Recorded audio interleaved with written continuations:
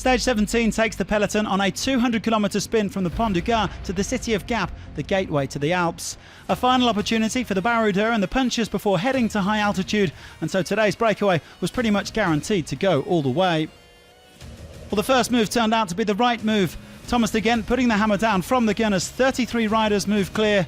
Two non-GC teams missing the split, Total Direct Energy and Arkea Samsic, but their combined efforts to reel the break back in proved fruitless.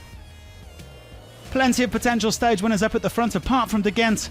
Greg van Avermaet, Matteo Trentin, Edvald Boasson Hagen, Omar Fraile, Simon Clark and Jasper Stuyven. Rui Costa also in there.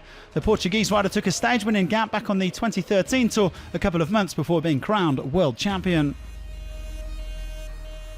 Andrea Pascalon of Wanty-Gobert snaffling maximum points at the intermediate sprint ahead of de Gendt and Stuyven.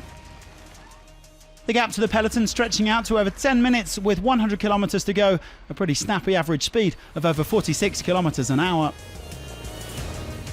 Well, with 30k to go, the break decided there were too many cooks in the kitchen and 11 men attacked.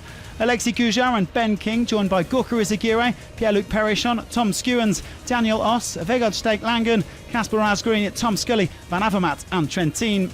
They soon had 30 seconds on the rest of their breakaway companions. De Koning Quick-Step setting a nice easy pace in the peloton with the gap well over 15 minutes by this point, because the racing was up at the front. Trentin going solo on the final climb and Perrichon was the only man able to give chase. The European champion quickly pulling 25 seconds clear of the Frenchman. And he still had around 30 seconds in hand by the time he reached the summit.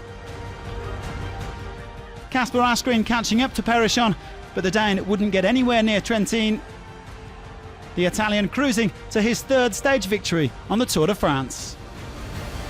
The magnificent Matteo Trentin makes it 4 for Mitchelton Scott.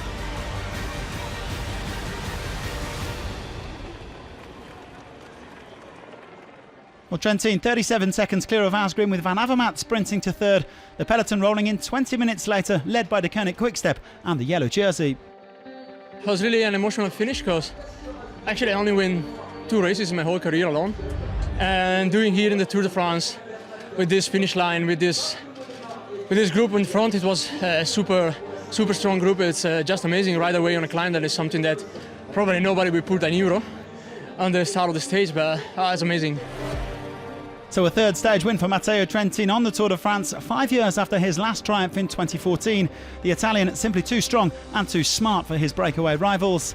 It's a 4th win for Mitchelton Scott, and that puts them level with Jumbo-Visma on this tour. 15 of the 22 teams in the peloton still haven't tasted stage success this year. No changes in the top 10 today as we head into the Alps. Alaphilippe still leads Geraint Thomas by 1 minute and 35 seconds. Xandro Maurice making the most of being in the breakaway to move up from 19th to 13th.